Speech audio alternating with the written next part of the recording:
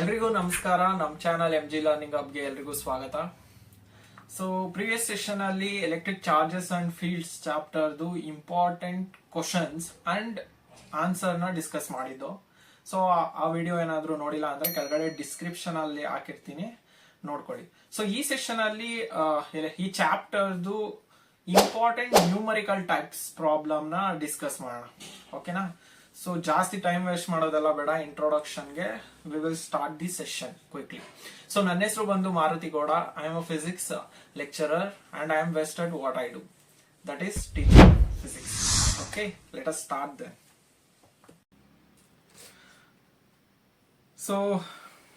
So first question ಬಂದು, we have 2 point charges, 1 into 10 to the power of minus 8 coulomb and 4 into 10 to the power of minus 8 coulomb are 0.06 meter apart in air. Find the location of the point between them at which resultant electric field is 0 anta kelidane. So first thing what you have to do, you have to write the diagram. Simple diagram na barkotira. So for that let us consider 2 points A and B anta consider ಮಾಡ್ಕೊಳ್ಳೋಣ. A ಅಲ್ಲಿ ಈ charge ನೀಡೋಣ, that is 1 into 10 to the power of minus 8 coulomb, and another point B ಹತ್ರ 4 into 10 to the power of minus 8 coulomb charge ನೀಡೋಣ. And these two charges are separated by how many distance? 0.06 meter distance apart. Okay, so ಈ ಎರಡು charge ಗಳ ಮಧ್ಯೆ ಒಂದು point ಹತ್ರ electric field is 0 ಅಂತ question ಅಲ್ಲಿ ಹೇಳಿದಾನೆ. So we will consider any point P. ಎರಡು ಪಾಯಿಂಟ್ ಗಳ ಮಧ್ಯೆ ಒಂದು ಪಾಯಿಂಟ್ ಪಿ ನ ಕನ್ಸಿಡರ್ ಮಾಡ್ಕೋತೀನಿ. Let us say which is at x distance from point A. So in ಉಳಿದಿದ್ದ ಡಿಸ್ಟೆನ್ಸ್ ಏನು, ಪಿ ಬಿ ಡಿಸ್ಟೆನ್ಸ್ ಏನಾಗುತ್ತೆ, ಅಫ್ಕೋರ್ಸ್ 0.06 ಮೈನಸ್ ಎಕ್ಸ್ ಆಗುತ್ತಾ. ಇದು ಎಕ್ಸ್ ಅಂದ್ರೆ ಅದು 0.06 minus x. Okay, now what we will do, we will first calculate the electric field at point B. amele we will calculate electric field at point P due to A first ಕಂಡುಹಿಡಿಯೋಣ, ಆಮೇಲೆ electric field at point P due to B. So ಒಂದೊಂದೇ steps ನ observe ಮಾಡ್ಕೊಂತ ಹೋಗೋಣ, ನಿಮ್ಗೆ ಅರ್ಥ ಆಗುತ್ತೆ ಮಾಡ್ತಾ ಮಾಡ್ತಾ. Okay, first electric field at P due to A. Okay, let us call that as EA anta consider ಮಾಡ್ಕೋಣ. ಓಕೆ, ಜನರಲ್ ಎಕ್ಸ್ಪ್ರೆಷನ್ ಏನು, 1/4πε0 into QA by R square. ಹೌದಾ? ವಿ ನೋ ದಟ್ 1/4πε0 ವ್ಯಾಲ್ಯೂ ಎಲ್ಲರಿಗೂ ಗೊತ್ತಿದೆ ಅನ್ಕೋತೀನಿ. ಗೊತ್ತಿಲ್ಲ ಅಂದ್ರೆ ನೋಡ್ಕೊಳ್ಳಿ, that is 9 into 10 to the power of 9. and QA value ಗೊತ್ತಿದೆ, ಅಫ್ಕೋರ್ಸ್ ಗೊತ್ತಿದೆ, that is 1 into 10 to the power of minus 8 coulomb whole divided by ಉಳಿದಿದ್ದೇನು R square. ಅಂದ್ರೆ distance between A and P ಎಷ್ಟಿದೆ, ದಟ್ ಈಸ್ X.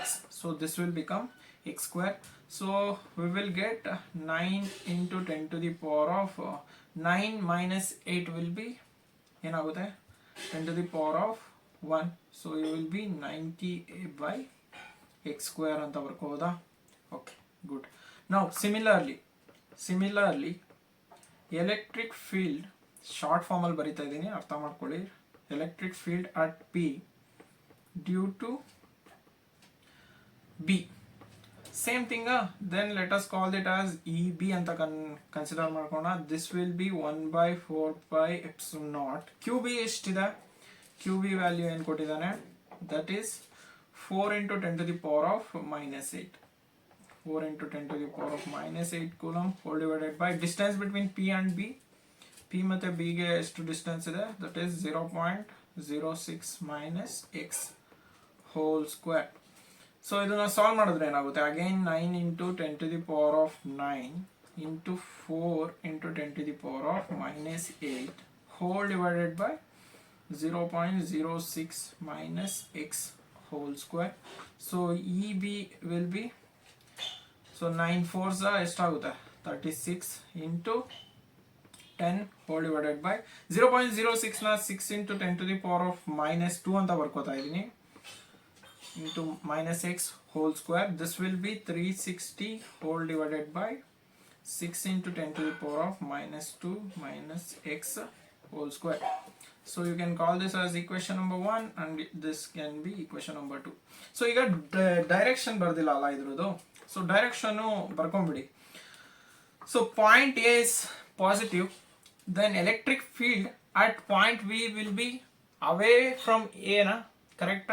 ಯಾಕಂದ್ರೆ positive charges ಅಲ್ಲಿ ಏನಾಗುತ್ತೆ, electric field will B away from the point. So EA direction will be in this direction and electric field at point B due to B andre enagutte, again that is also positive charge andre electric field lines will be away from the charge. So EB this direction will be in this direction, both are opposite in direction. Okay, now question alli helidane at point B net electric field will be 0 andre alli yavade tara electric field illa anta. So given at P, at point P, E net will be equal to 0. Net electric field 0 ಇದೆ ಅಂದ್ರೆ EA will be equal to EB ಅಂತ ಬರ್ಕೋಬೋದಾ? Of course ಬರ್ಕೋಬಹುದು. ಈಗ EA value ಮತ್ತೆ EB value ಗೊತ್ತಿದೆಯಲ್ಲ, let us substitute that one. EA value ಏನು ಬಂತು, 90 by x square is equal to EB value ಏನು ಬಂತು, 360 by 6 into 10 to the power of minus 2 minus x whole square.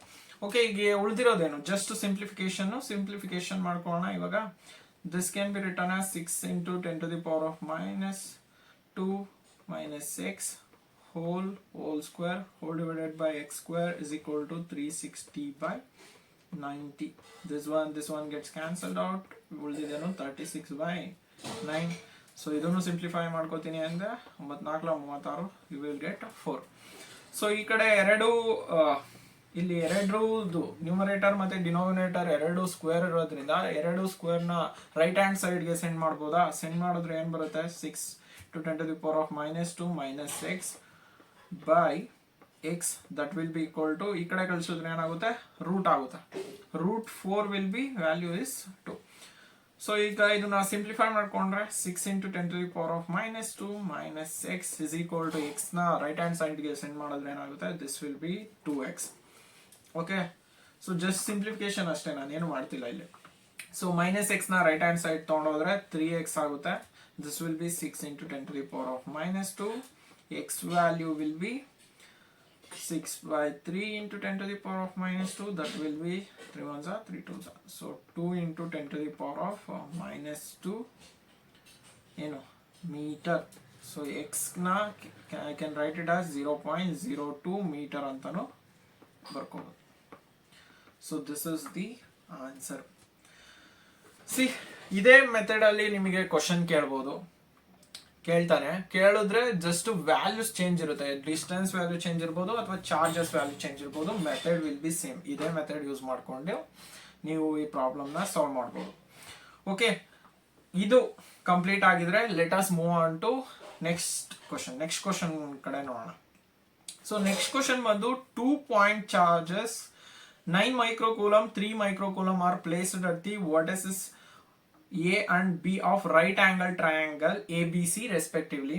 B is the right angle, the right angle bandu B side alli ide, and AB distance is √3 cm, AC distance is 2 cm and BC is 1 cm. Calculate the magnitude and direction of the resultant electric field intensity at C. ಏನಾದ್ರು so ಕೇಳಿದ್ರೆ most of the time ಈ type ಅಲ್ಲೇ question ಕೇಳ್ತಾನೆ, ನಾನು observe ಮಾಡಿರೋ ಪ್ರಕಾರ. So ಈ type question ಕೇಳಿದ್ರು ಏನ್ ಮಾಡಬೇಕು, ಏನಿಲ್ಲ, first thing what you will do, you will write the simple diagram for it. ಅದಕ್ಕೆ ಫಸ್ಟು ಸಿಂಪಲ್ ರೈಟ್ ಆಂಗಲ್ ಟ್ರಯಾಂಗಲ್ನ ಬರ್ಕೋಣ.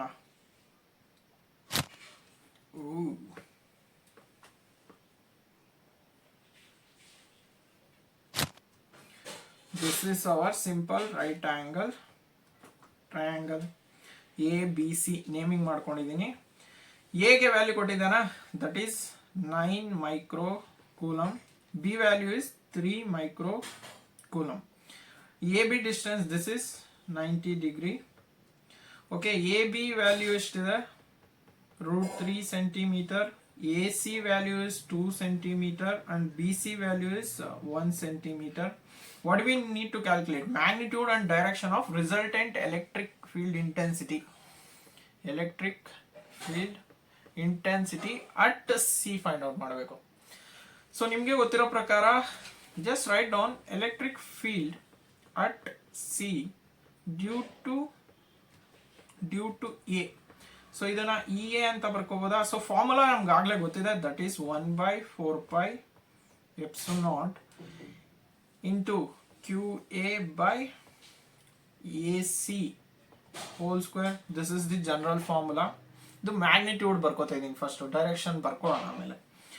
ಸೊ ಇದನ್ನ ಸಾಲ್ವ್ ಮಾಡಿದ್ರೆ 1/4 epsilon naught ವ್ಯಾಲ್ಯೂ ಗೊತ್ತಿಲ್ಲ ಅಂದ್ರೆ ನೀವು ನೆನ್ಪಿಟ್ಕೋಬೇಕು. 9 × 10⁻⁹ and A charge Q A ಏನಿದೆ 9 × 10⁻⁻6 ಮೈಕ್ರೋ ಅಂದ್ರೆ -6. ಓಕೆ, ಎ ಸಿ ಡಿಸ್ಟೆನ್ಸ್ ಕೊಟ್ಟಿದ್ದಾನಲ್ಲ, that is 2 × 10⁻² whole square. Simplify ಮಾಡಿ ಏನಾಗುತ್ತೆ, 81 × 10⁻³ whole divided by 4 × 10⁻⁻4. So this will be EA is equal to ಏನಾಗುತ್ತಪ್ಪ, 81/4 ಏನಾಗುತ್ತೆ, that is 20.25 ಬರ್ಕೊಳ್ಳಿ.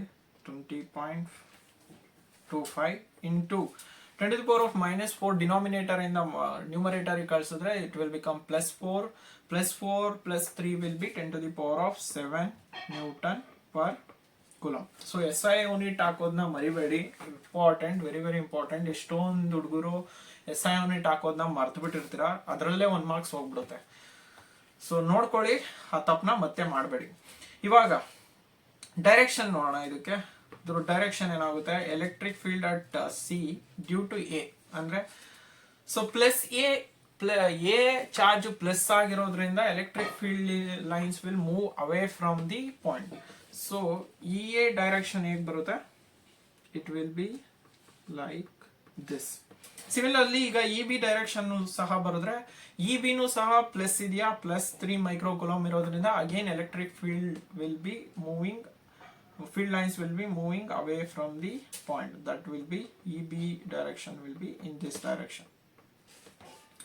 Okay, ಇಲ್ಲೇ ಬರ್ದ್ಬಿಡಿ. So EA direction will be away from C. Good. ಇವಾಗ magnitude of electric field at C due to charge at B ಏನಾಗುತ್ತೆ, EB ಅಂತ consider ಮಾಡ್ಕೋಣ. EB will be equal to again 1/4 epsilon naught into QB by BC whole square. Okay, then what is 1/4 epsilon naught, that is 9 × 10⁻⁹, and what is QB, that is 3 × 10⁻⁻6 whole divided by BC value ಎಷ್ಟು ಕೊಟ್ಟಿದ್ದಾನೆ, okay, 1 × 10⁻⁻2 whole square. 21 × 10⁻³ whole divided by 10⁻⁻4. So this can be written as 21 × 10⁻⁻7 Newton per coulomb, and direction is away from C. Then net electric field ಏನಾಗುತ್ತೆ, net electric field direction will be between these two vectors, that is E net, and this angle is theta, angle between EA and EB. Now net electric field at C ಏನಾಗುತ್ತೆ, that is E net is equal to root of EA square plus EB square plus 2EA into EB cos theta. EA value ಗೊತ್ತಿದೆ, EB value ಗೊತ್ತಿದೆ, cos theta value ಗೊತ್ತಿಲ್ಲ. So find out from triangle ABC cos theta ಏನಾಗುತ್ತೆ, If you consider this angle is theta ಅಂತ consider ಮಾಡ್ಕೊಂಡ್ರೆ cos theta will be BC by AC na BC by AC. What is BC value ಎಷ್ಟಿತ್ತು 1 and this will be 2. So we got cos theta value. Then substitute into above expression. Then E net will be equal to EA value ಎಷ್ಟಿದೆಯಪ್ಪ 20.25. 20.25 into 10 to the power of 7 whole square plus EB value ಎಷ್ಟಿದೆ 21 into 10 to the power of 7 whole square plus 2 into 20.25 into 21 into 10 to the power of 7, 10 to the power of 7 ಏನಾಗುತ್ತೆ 14 into cos theta value ಎಷ್ಟು ಬಂತು 1/2. Simplify this one. Simplify ಮಾಡಿದ್ರೆ ಏನು ಬರುತ್ತೆ ನೋಡಿ 20.25 whole square. Calculator ಇರುತ್ತಲ್ಲ calculate use ಮಾಡ್ಕೊಳ್ಳಿ. Okay this will B 410 ಅಂತಾನೆ ಕನ್ಸಿಡರ್ ಮಾಡ್ಕೋತೀನಿ. 410 ಪ್ಲಸ್ 21 ಹೋಲ್ ಸ್ಕ್ವೇರ್ ಎಷ್ಟು ಬರುತ್ತೆ 21 whole square will be 441 plus E2 cancel ಆಯಿತು ಉಳಿದಿದ್ದೇನು ಇಲ್ಲಿ 10 to the power of 7 ಪವರ್ನೇ ಮರ್ತ್ಬಿಟ್ರಿ ಮರಿಬೇಡಿ ಅದನ್ನ 10 to the power of 7 ಇಲ್ಲೂ ಎಷ್ಟಾಗುತ್ತೆ ಸ್ಕ್ವೇರ್ ರೂಲ್ ಇದೆ 10 to the power of 7 whole square ಹಿಂಗೆ ಮಾಡೋದು ಹುಡುಗರು ತಪ್ಪು ನಾನು ಮಾಡ್ದಂಗೆ 10 to the power of 14 7 square will be 14 okay ಅದನ್ನು ಮರಿಬೇಡಿ then 20.25 into 21 will be ಏನಾಗುತ್ತೆ that will be 425.25 into 10 to the power of 14.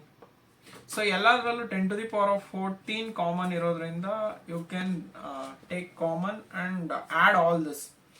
ಇವನ್ನೆಲ್ಲ ಆಡ್ ಮಾಡಿದ್ರೆ ಏನು ಸಿಗುತ್ತೆ 410 plus 441 plus 425.25. So add ಮಾಡಿದ್ರೆ you will get 1276.25. 1276.25 into 10 to the power of 14. ಇವಾಗ 1276.25 root ತಗೊಳ್ಳಿ 1276.25 ರೂಟ್ ಏನು ಬರುತ್ತೆ ನೋಡ್ರಪ್ಪ that is around 35.725 into 10 to the power of 14 half ಎಷ್ಟು ಸ್ಕ್ವೇರ್ ತಗೊಂಡ್ರೆ that will become 7 Newton per coulomb. So E net will be 35.725. So ಒಂದ್ಸತಿ values correct ಆಗಿದೆಯಾ check ಮಾಡ್ಕೊಳ್ಳಿ ಕ್ಯಾಲ್ಕುಲೇಟ್ ಮಾಡಿರೋ ವ್ಯಾಲ್ಯೂಸು ಸೊ ಇದು ಐಪ್ಯಾಡಲ್ಲಿ ಮಾಡಿರೋದು ಅದೇ ಡೈರೆಕ್ಟ್ ಆನ್ಸರ್ ಕೊಟ್ಟಿದ್ದೆಲ್ಲ ಅದನ್ನೇ ಬರ್ಕೊಂಡಿದ್ದೀನಿ ನಾನು ಓಕೆ 1275 ಓಕೆ ಸೊ ಅಗೈನ್ ಇದೇ ತರ ಕ್ವಶನ್ ಮೆಥಡ್ ಹಿಂಗೆ ಇರುತ್ತೆ ನೀವು ವ್ಯಾಲ್ಯೂಸ್ನ ಡಿಫ್ರೆಂಟ್ ಕೊಟ್ಟಿರ್ತಾನೆ ಆ ವ್ಯಾಲ್ಯೂಸ್ ತಕ್ಕಂಗೆ ನೀವು ಪ್ರಾಬ್ಲಮ್ನ ಸಾಲ್ವ್ ಮಾಡಬೇಕಾಗುತ್ತೆ ಓಕೆ ಸೊ ಈ ಪ್ರಾಬ್ಲಮ್ ಆಗಿದ್ರೆ ನೆಕ್ಸ್ಟ್ ಪ್ರಾಬ್ಲಮ್ಗೆ ಹೋಗೋಣ ಸೊ ಥರ್ಡ್ ಪ್ರಾಬ್ಲಮ್ ಬಂದು charges of plus 10 nanocoulomb, minus 20 nanocoulomb, minus 10 nanocoulomb and plus 20 nanocoulomb are placed at the corners A, B, C and D respectively of a square ABCD of side 0.05 meter.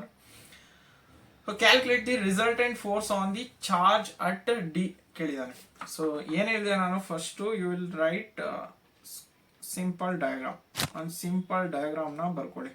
So I have considered a square here. Square naming ಮಾಡಿ each edges will be A, B, C, D ಅನ್ಕೊಳ್ಳೋಣ. A charge ಏನಿದೆ plus 10 nano coulomb, B ದು minus 20 nano coulomb, C ಬಂದು minus 10 nano coulomb and at D ಬಂದು plus 20 nano coulomb.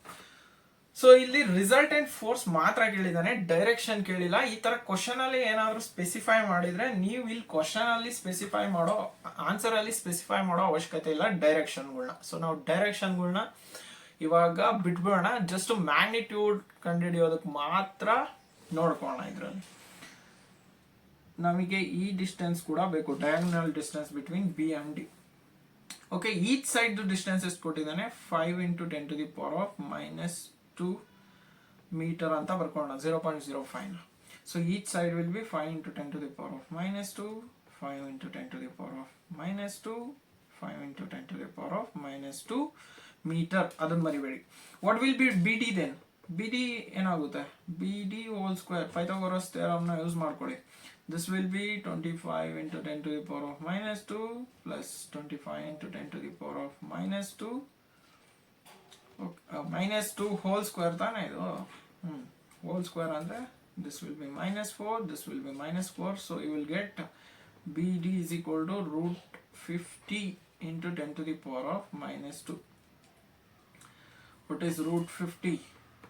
√50 ಏನಾಗುತ್ತೆ, 7.07.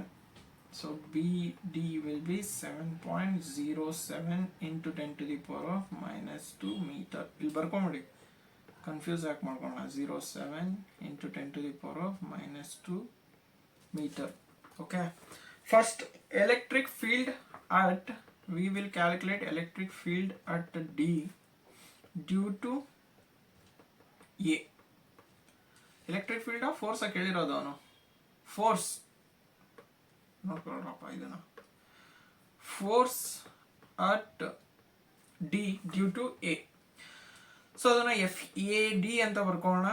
FAD formula ಏನು, force formula, electric force between two charges, Coulomb's law ಗೊತ್ತಿದೆ. So coulombs ಲಾ formula ಏನು ಹೇಳುತ್ತೆ, 1/4πε0 QA × QD by distance between AD whole square. So ಈ ಸ್ಟೆಪ್ಸ್ನ ನಾನು ಪ್ರತಿ ಸತಿ ಬರೆಯಲ್ಲ, ಇದೇ ತರ ಸ್ಟೆಪ್ಸ್ನ ನೆಕ್ಸ್ಟ್ ಸ್ಟೆಪ್ಸ್ ಅಲ್ಲೂ ಅಪ್ಲೈ ಮಾಡ್ತಿರ್ತೀರ. So what is 1/4πε0? That is 9 × 10⁻⁹. QA value ಏನಿದೆ, 10 × 10⁻⁻9 ನ್ಯಾನೋ ಕೂಲಮ್ ಅಂದ್ರೆ -9. ಇಲ್ಲಿ +20 ಇದೆ, 20 × 10⁻⁻9 again hole divided by AD value ಎಷ್ಟಿದೆ, 5 × 10⁻⁻2 whole square. So EAD will be equal to ಏನಾಗುತ್ತೆ,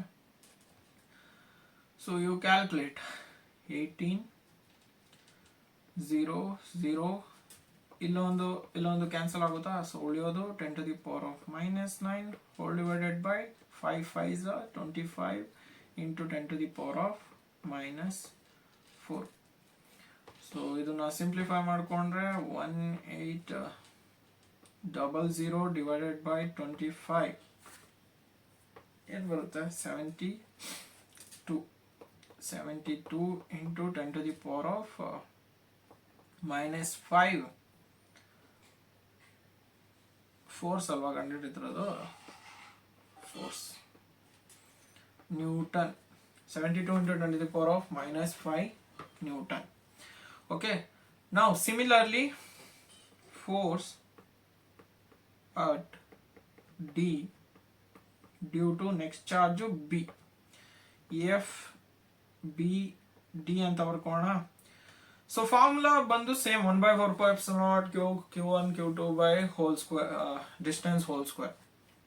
ಅದನ್ನೇ ಬರ್ಕೊಳ್ಳಿ, 1/4πε0 × QB QD whole divided by BD whole square. What is 1/4πε0? That is 9 × 10⁻⁹. QB value ಎಷ್ಟಿದೆ, -20. -20 ಕೊಟ್ಟಿದ್ದಾನೆ, ನಾವು ಇಲ್ಲೂ -20 ತಗೋಬೇಕಾ? ಇದನ್ನೇ ಬಿಗ್ಗೆಸ್ಟ್ ಮಿಸ್ಟೇಕ್ಸ್ ಮಾಡೋದು ಹುಡುಗರು. ಏನ್ ಮಾಡ್ತೀರಾ ಅಂದ್ರೆ, ಈ ನ್ಯೂಮರಿಕಲ್ಸ್ ಟೈಪ್ ಬರಿಬೇಕಾದ್ರೆ ಅಲ್ಲಿ -20 ಕೊಟ್ಟಿದ್ದಾನೆ, ಇಲ್ಲಿ ಮ್ಯಾಗ್ನಿಟ್ಯೂಡ್ ಫೈಂಡ್ ಔಟ್ ಮಾಡ್ಬೇಕಾದ್ರೂ -20. ಕೂಲಮ್ಸ್ ಲಾ ಅಲ್ಲಿ ಸ್ಪೆಸಿಫಿಕ್ ಆಗಿ ಏನ್ ಹೇಳುತ್ತೆ ಅಂದ್ರೆ, ನೀವು ಚಾರ್ಜಸ್ ನ ಮಾಡ್ಯುಲಸ್ ಒಳಗಡೆ ತಗೋತಿದ್ದೀರಾ ಅಂದ್ರೆ ಮ್ಯಾಗ್ನಿಟ್ಯೂಡ್ ಮಾತ್ರ ಕನ್ಸಿಡರ್ ಮಾಡ್ಕೋತಿದ್ದೀರಾ, ಅದ್ರದ್ದು ಪ್ಲಸ್ ಆರ್ ಮೈನಸ್ ನ ಕನ್ಸಿಡರ್ ಮಾಡ್ಕೋತಿಲ್ಲ. ಸೊ ಇಲ್ಲಿ ಅಲ್ಲಿ ಮೈನಸ್ ಕೊಟ್ಟಿದ್ರು, ನೀವು ಇಲ್ಲಿ ಪ್ಲಸ್ ತಗೋತೀರಾ, ಯಾಕಂದ್ರೆ ಮಾಡ್ಯುಲಸ್ ಒಳಗಡೆ ಇರೋದೆಲ್ಲ ಪ್ಲಸ್ ಆಟೋಮೆಟಿಕಲಿ ಈಚೆ ಬಂದಾಗ ಪ್ಲಸ್ ಆಗುತ್ತೆ. 20 into 10 to the power of minus 9 into d value ಎಷ್ಟಿದೆ 20 into 10 to the power of minus 9 whole divided by bd value ಎಷ್ಟು ಕಂಡುಹಿಡಿದ್ರಲ್ಲ 0.07 into 10 to the power of minus 2 whole square. So this will be 36 into again 10 to the power of minus 9 10 to the power of minus 9 cancel ಆಯಿತು ಉಳಿದಿದ್ದೇನು whole divided by 7.07 whole square and ಬರುತ್ತೆ ನೋಡಿ 49.985 49.985 into 10 to the power of minus 4 ಇದನ್ನ simplify ಮಾಡಿದ್ರೆ ಏನೇನು simplify ಮಾಡಬೇಕು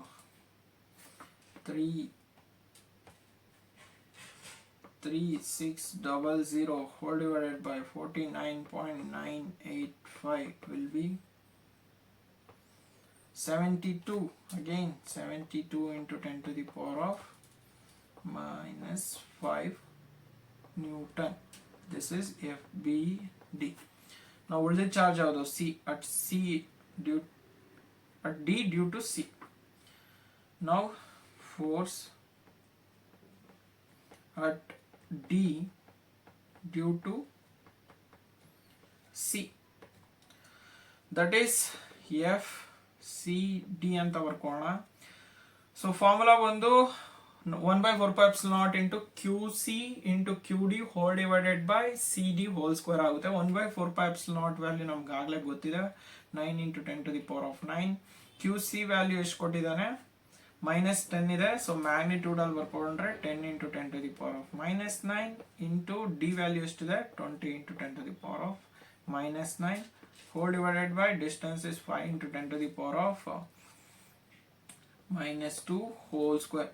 ಇದು ಮತ್ತೆ ಇದು ಸೇಮ್ ಇದೆಯಲ್ಲ, ಸೊ ಸಾಲ್ವ್ ಮಾಡಿದ್ರೆ FCD is equal to ಎಷ್ಟು ಬರುತ್ತೆ 72 into 10 to the power of -5 Newton.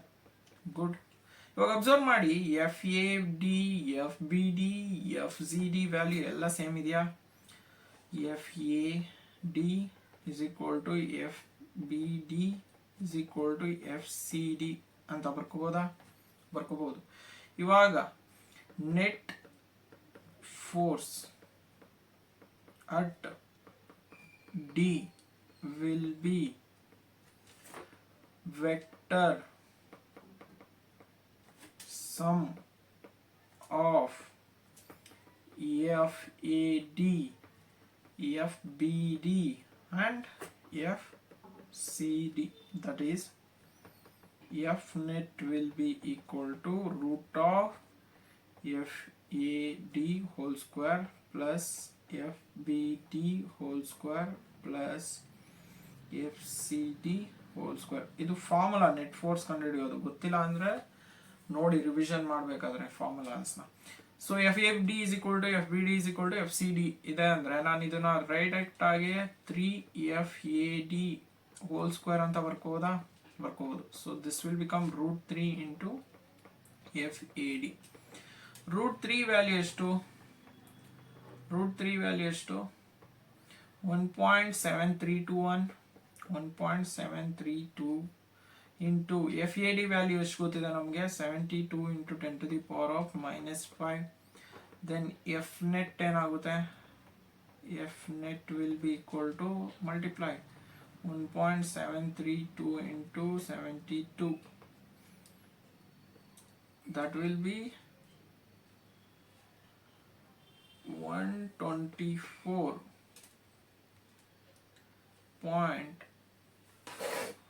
ಇನ್ನೊಂದ್ಸತಿ ಚೆಕ್ ಮಾಡೋಣ. 72 into √3. ಸೊ ಇದನ್ನ ನೀವು ಡೈರೆಕ್ಟ್ ಆಗಿ ಇಷ್ಟು ಬರ್ಕೊಂಡ್ರು ಸಾಕು. ಇದನ್ನ ಪೂರ್ತಿ ಸಾಲ್ವ್ ಮಾಡೋದಕ್ಕಿಂತ √3 into 72 into 10 to the power of -5 newton. ಇಷ್ಟು ಸಿಂಪ್ಲಿಫೈ ಮಾಡಿದ್ರು ಸಾಕು. Done. Or else if you simplify it further ಎಷ್ಟು ಬಂತು ನಮಗೆ 124.7 ಸಾಕು. 124.7 into 10 to the power of minus 5 Newton ಆಗುತ್ತಾ, or else you can write it as 12.4 into 10 to the power of minus 6 Newton. Done. So ಈ problem ಆಗಿದ್ರೆ next problem ಹೋಗೋಣ. That is fourth problem. Two oppositely charged identical metallic spheres placed 0.5 meter apart attract each other with a force of 0.108 Newton. When they are connected to each other by a copper wire for a short while, they began to repel with a force of 0.036 Newton. Calculate the initial charge on the sphere. So, ಈ ಪ್ರಾಬ್ಲಮ್ನ solve ಮಾಡ್ತಾ ಅರ್ಥ ಮಾಡ್ಕೊತ ಹೋಗೋಣ. First initially ಏನೇನು ಕೊಟ್ಟಿದ್ದಾನೆ ನೋಡ್ಕೊಳ್ಳಿ. Initially ಎರಡು ಚಾರ್ಜಸ್ ಇದಾವೆ,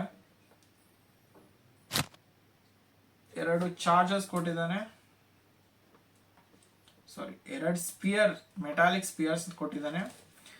ಒಂದು ಟೂ ಆಪೋಸಿಟ್ಲಿ ಚಾರ್ಜ್ ಸ್ಪಿಯರ್, ಒಂದು ಪ್ಲಸ್ Q1 ಸ್ಪಿಯರ್ ಅಂತ ತಗೋಣ, ಇನ್ನೊಂದು ಮೈನಸ್ Q2 ಸ್ಪಿಯರ್ ಅಂತ ತಗೋಣ. And these two R separated by a distance 0.5 meter. Good. Attract with a force of 0.108 Newton. What will be the force?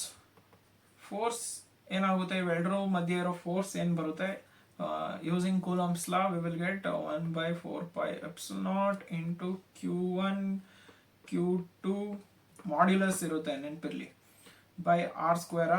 F value ಕೊಟ್ಟಿದ್ದಾನ, that is 0.108 Newton. That is equal to 1/4 pi epsilon naught ಏನು 9 into 10 to the power of 9. Q1 Q2 ವ್ಯಾಲ್ಯೂನೇ ಕಂಡುಹಿಡಬೇಕು ನೀವು. Initial charges on the spheres ನ find out ಮಾಡಬೇಕು. That you can write Q1 into Q2 by ಇದೇನಾಗುತ್ತೆ 0.25 5 whole square 0.5 whole square 0.25. Done. Then Q1 into Q2 will be equal to 0.108 into 0.25 whole divided by 9 into 10 to the power of 9. Solve this one. Solve ಮಾಡಿ 0.108 into 0.25 ಎಷ್ಟು ಬರುತ್ತೆ ನೋಡಿ, 0.027 whole divided by 9. I think you will get 0.003 into 10 to the power of 9 ನ numerator ತಗೊಂಡ್ರೆ -9 ಆಯಿತು. So this can be written as 3 into 10 to the power of -12. ಬರ್ಕೋಬೋದಾ? This is initial case. Final ಕೇಸಲ್ಲಿ ಏನಾಗುತ್ತೆ, final ಕೇಸಲ್ಲಿ ಒಂದು copper ವೈರ್ನ ತಗೊಂಡ್ರು, ಆ ಸ್ಪಿಯರ್ನ ಕನೆಕ್ಟ್ ಮಾಡಿದ್ದಾರೆ. ಸ್ಪಿಯರ್ನ ಕನೆಕ್ಟ್ ಮಾಡಿದ್ರೆ ಏನಾಗುತ್ತೆ ಅಂದ್ರೆ, ಈ ಫಿನಾಮಿನಾ ಎಲ್ಲರಿಗೂ ಗೊತ್ತಿರಬೇಕು. ಇಲ್ಲೇನಾದ್ರೂ ಎಕ್ಸಸ್ ಚಾರ್ಜ್ ಇದೆ, ಇಲ್ಲಿ ಸ್ಮಾಲ್ ಚಾರ್ಜ್ ಇದೆ. Q1 ಅಲ್ಲಿ ಎಕ್ಸಸ್ ಚಾರ್ಜಸ್ ಇದಾವೆ, Q2 ಅಲ್ಲಿ ಸ್ಮಾಲ್ ಅಮೌಂಟ್ ಆಫ್ ಚಾರ್ಜಸ್ ಇದೆ ಅಂದ್ರೆ, ಒಂದು ಕಾಪರ್ ವೈರ್ ನ ಕನೆಕ್ಟ್ ಮಾಡಿದ ತಕ್ಷಣ charges gets distributed equally. When copper wire is connected between the two spheres,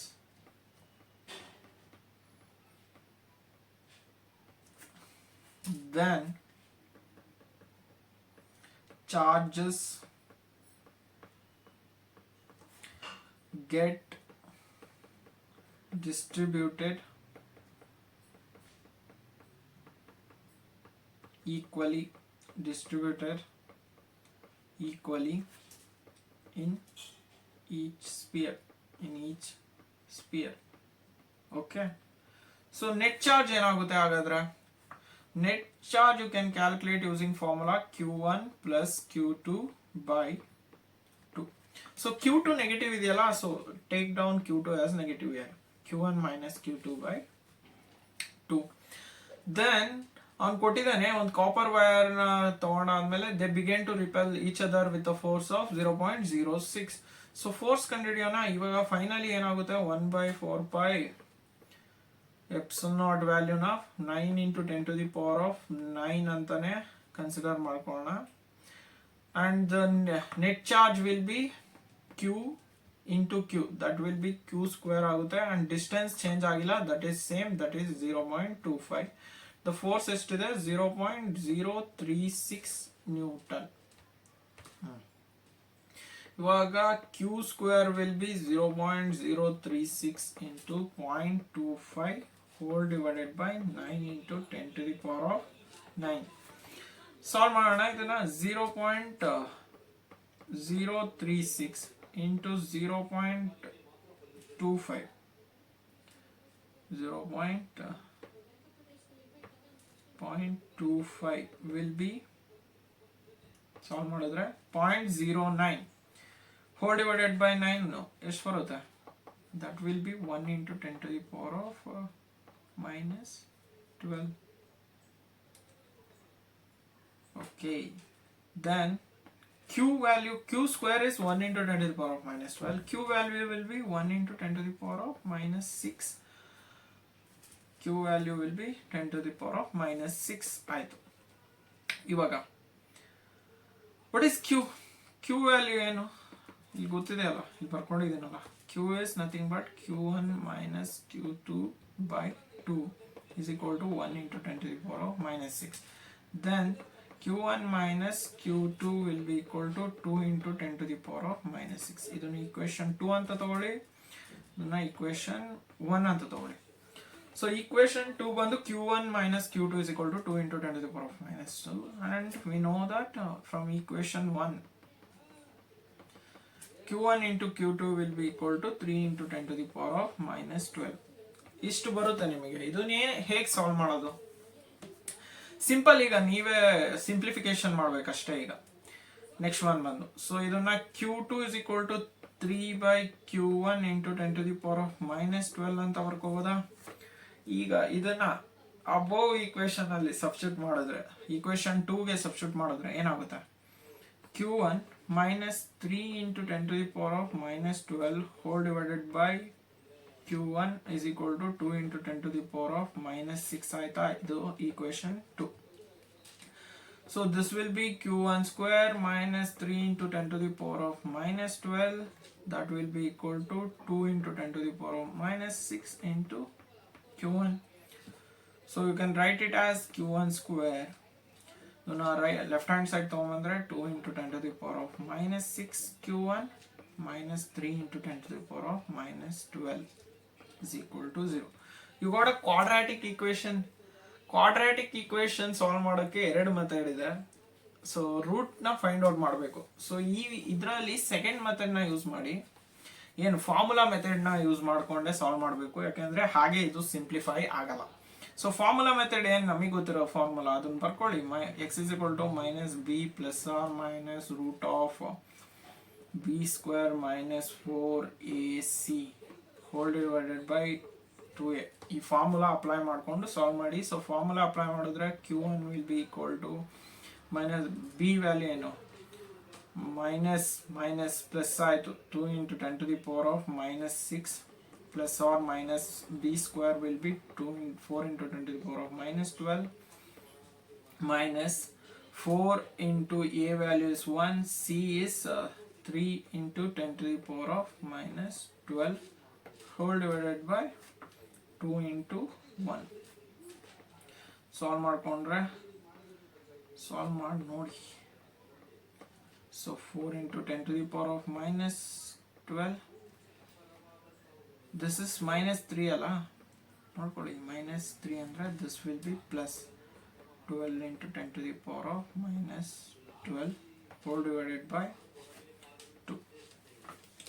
so this will become 2 into 10 to the power of minus 6 plus or minus ಏನಾಗುತ್ತಪ್ಪ 16 into 10 to the power of minus 12 ಆಯಿತು whole divided by 2 q1. So q1 ಇನ್ನೊಂದು page ಬೇಕು, lengthy ಆಯ್ತಿದೆ, insert page.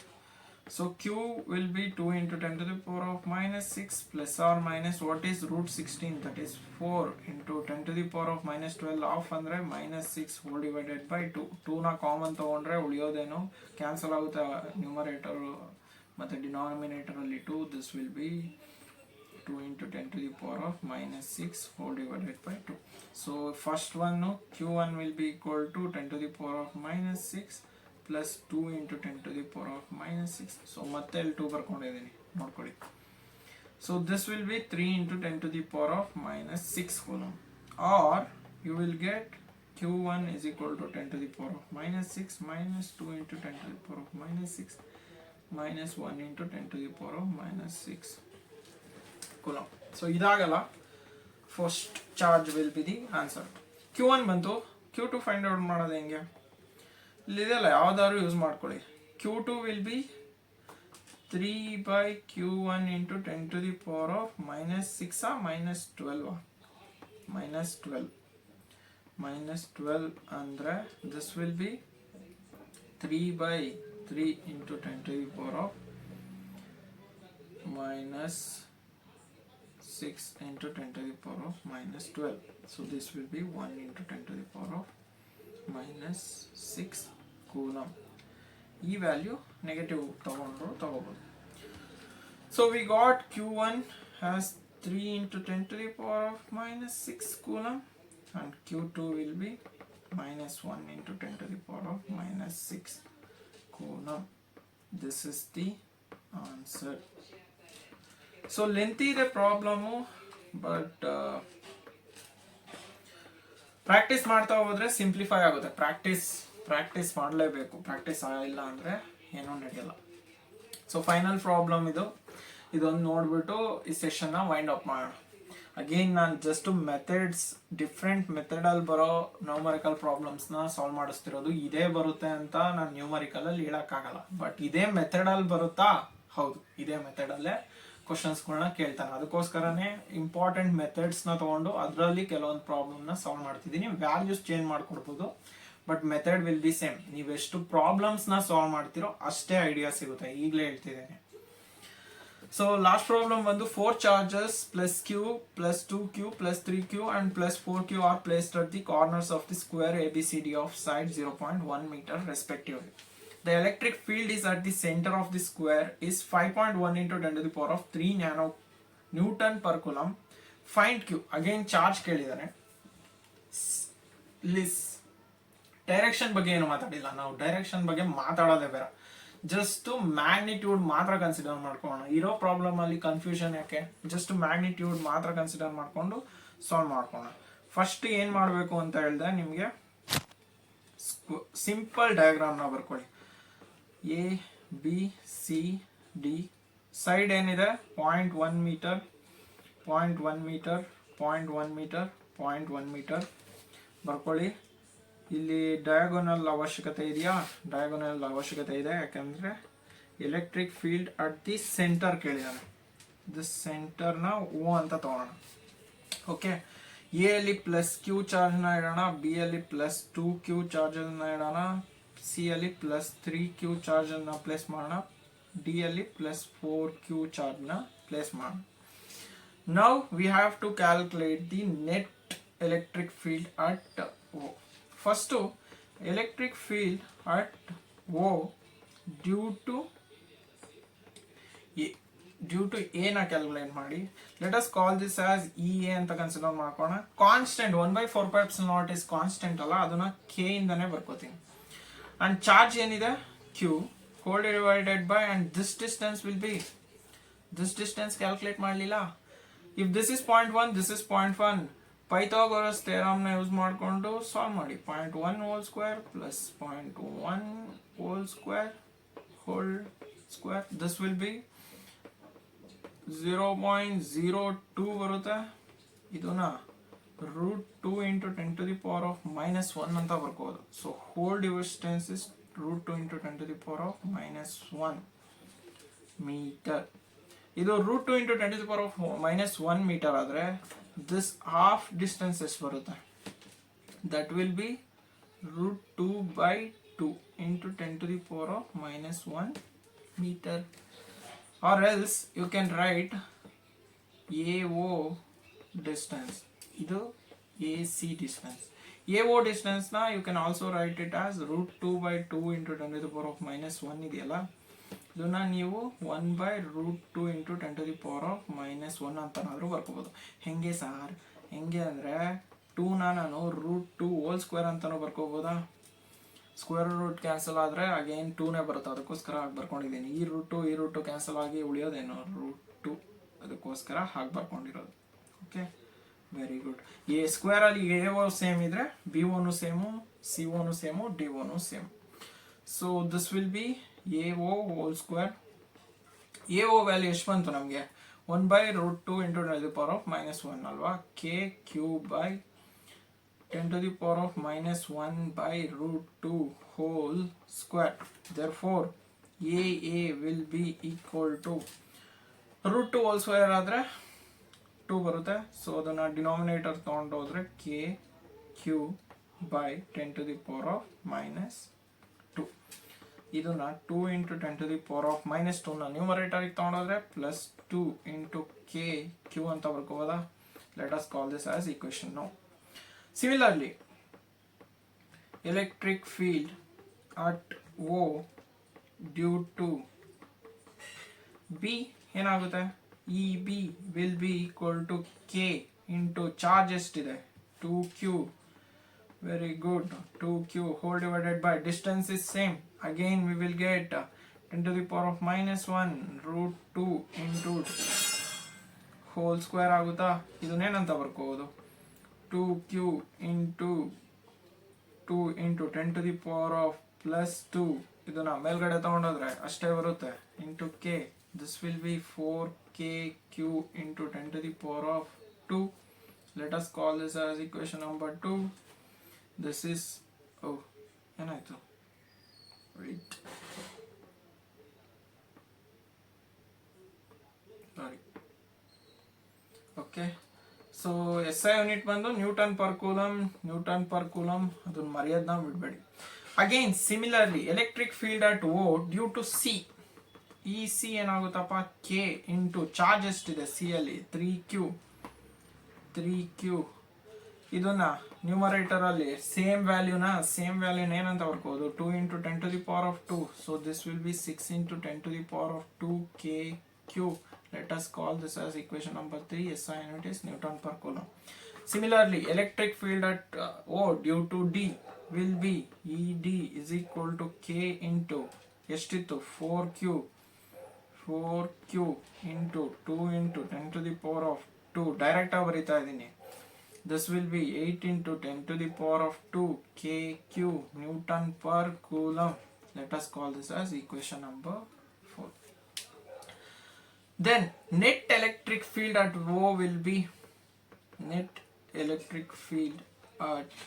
O will be so formula ಏನು ಹೇಳುತ್ತೆ ಅಂದರೆ E net will be equal to EA plus EB plus EC plus ED.